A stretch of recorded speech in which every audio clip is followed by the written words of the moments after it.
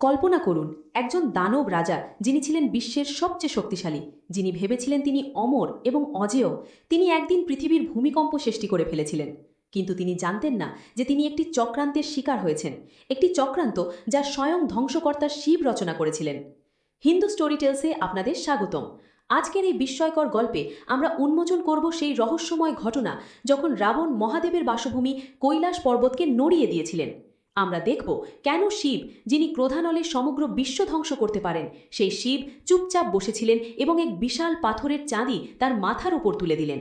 এটি কোনো সাধারণ গল্প নয়, এটি হল মহাশক্তির মহান নাটক বা the grand play of ultimate power. Ravan ছিলেন লঙ্কার রাজা। তিনি ছিলেন 10 মাথার অধিকারী, 20 হাতের অধীশ্বর এবং বিশ্বজয়ী এক মহান যোদ্ধা। তিনি ব্রহ্মার কাছ থেকে অমরত্বের বর পেয়েছিলেন এবং তিনি মনে করতেন যে তিনি এই পৃথিবীর সবচেয়ে শক্তিশালী ব্যক্তি। কিন্তু রাবণের এই অহংকারই ছিল তার পতনের কারণ। একদিন রাবণ স্বর্গলোকে গেলেন। সেখানে তিনি দেখলেন নন্দী, শিবের বাহন, একটি বৃষ তার পথ আটকে দাঁড়িয়ে আছে। নন্দী বললেন যে এই পথ দিয়ে কেউ যেতে পারবেন না, কারণ এটি শিবের বাসভূমি কৈলাস পর্বত। রাবণের অহংকারে বাঁধে। তিনি ভাবলেন কেন একটি পশু তাকে বাধা দেবে। তিনি তার 20 হাত দিয়ে নন্দীকে সরিয়ে দিলেন এবং এগিয়ে গেলেন।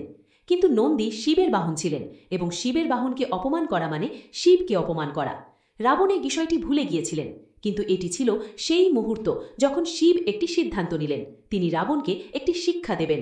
কিন্তু সেই শিক্ষাটি কেবল সরাসরি দেওয়া হবে না, এটি হবে এক মহানাটক যেখানে রাবণ নিজেই তার পতনের কারণ হবেন।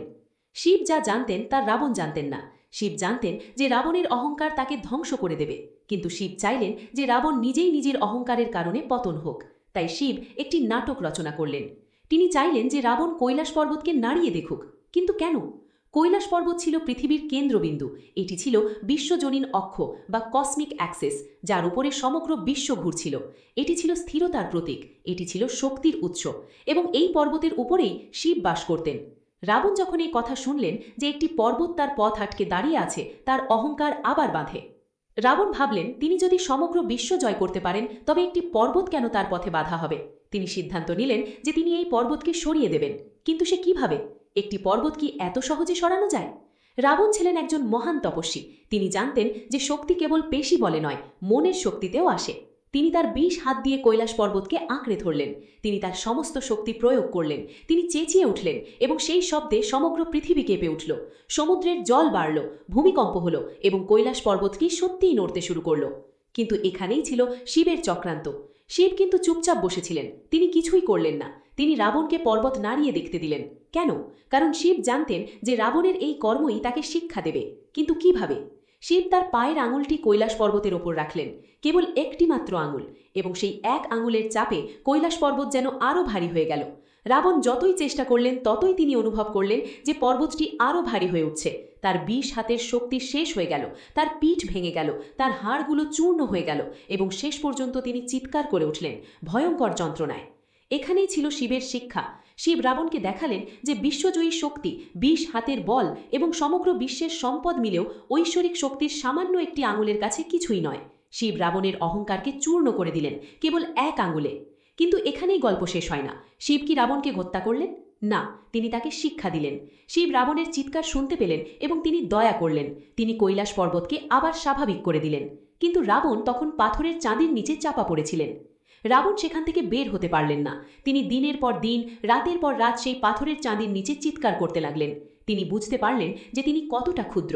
তিনি বুঝতে পারলেন যে তার অহংকার কত বড় ভুল ছিল, এবং সেই সময়তেই তিনি শিবের নাম জপ করতে শুরু করলেন। শিব শুনলেন তার জপ এবং শিব দয়া করলেন।